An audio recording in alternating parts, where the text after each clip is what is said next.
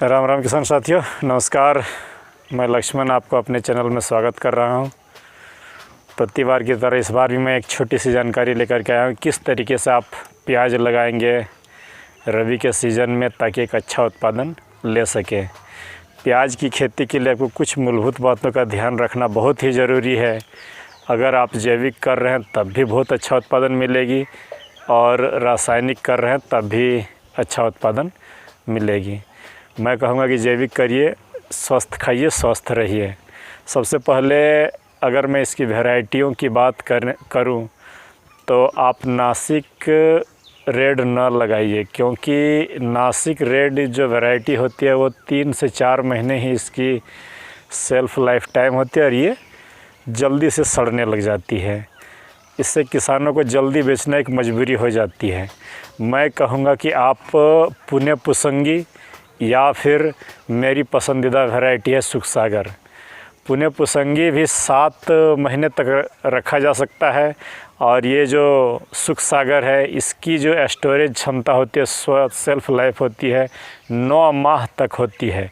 और आप इसे अपने घर पर स्टोर करके अगर अगस्त सितंबर में बेचें तो प्रति साल का रिकॉर्ड देखें तो एक अच्छी मुनाफा आप इससे कमा सकते हैं।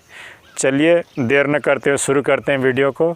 सबसे पहले आपको खेत की जुताई 3 से 4 बार अच्छी तरीके से कर लें हल या ट्रैक्टर की सहायता से, और उसके बाद अंतिम जुताई आप रोटावेटर से करें। और अंतिम जुताई से पहले आप गोबर की खाद 5 से 6 ट्रॉली एक ट्रैक्टर में ज़रूर डालें। और गोबर की खाद के साथ अगर आप जैविक कर रहे हैं तो रॉक फॉस्फेट 4 बोरी, और यदि रासायनिक कर रहे हैं तो एसएसपी 4 बोरी और डीएपी 1 बोरी मिला करके पूरे खेत में अच्छी तरीके से छींट करके खेत को समतल कर दीजिए, क्यारियाँ बना लीजिए जिससे आप सिंचाई करेंगे।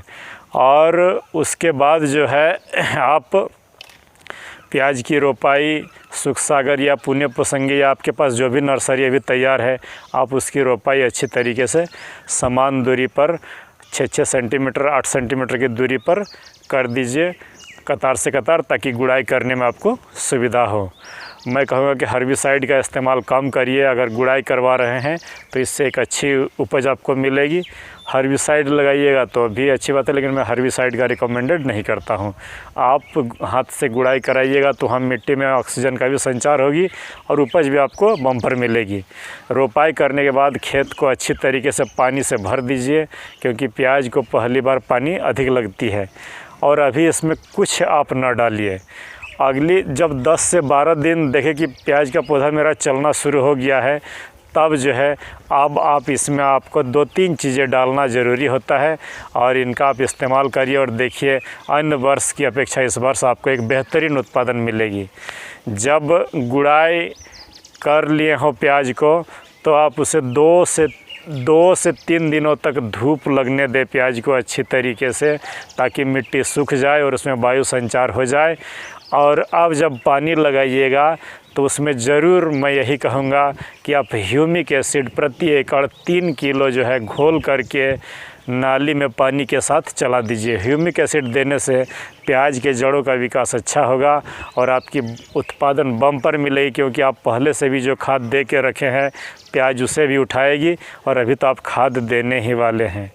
दूसरी बार जब पानी आप चला दिए ह्यूमिक एसिड दे करके, उसके बाद जो आपको देना है प्रति एकड़ 100 किलो सरसों की खली लीजिए, क्योंकि अगर आप सरसों की खली का इस्तेमाल करेंगे तभी आपको उत्पादन अच्छी मिलेगी।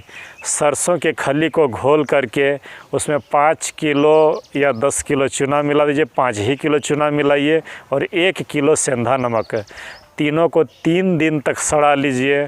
और जो है जब पानी देने की आवश्यकता हो तो सरसों की खली को पूरे खेत में समान रूप से आप बिखेर दीजिए। 100 किलो सरसों की खली, 5 किलो चूना और 1 किलो सेंधा नमक।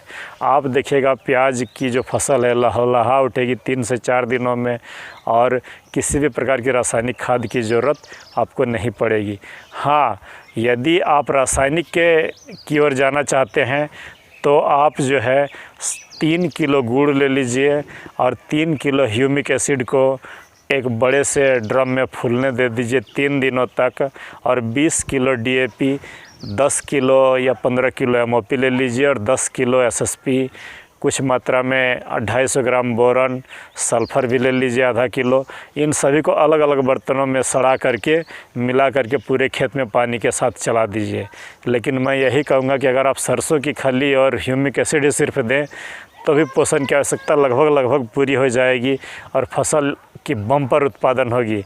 इस तकनीक से एक बार आप प्याज में खाद दे करके देखिए और यूरिया का प्रयोग आप नहीं करें तो ज़्यादा बेहतर होगी। हाँ, प्याज में थ्रिप्स और फंगस को रोकना बहुत ही ज़रूरी है। तो थ्रिप्स के लिए मैं कहूँगा कि सबसे पहले आप एकतारा का इस्तेमाल करिए। प्रति 15 लीटर की टंकी में 2 पोंछ दीजिए।